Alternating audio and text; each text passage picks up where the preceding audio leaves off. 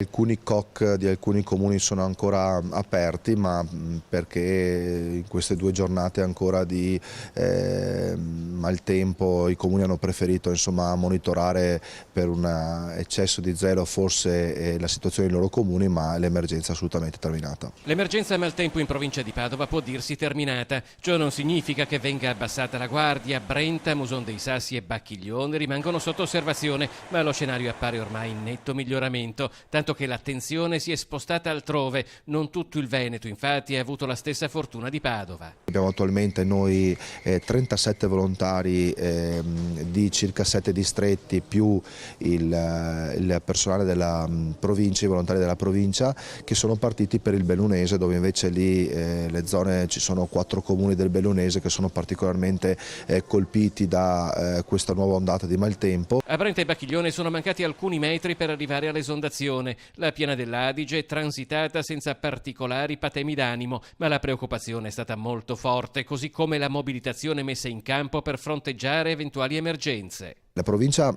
ha un corpo di volontari di circa 3.500 volontari. In queste emergenze non sono stati impiegati più di 100 effettivamente attivi ed operativi. La nostra sala operativa ha funzionato con il volontariato e con i dipendenti della provincia per 3 giorni, 24 ore al giorno. Noi comunque speriamo che non debbano esserci di queste situazioni per dover testare e provare il nostro volontariato.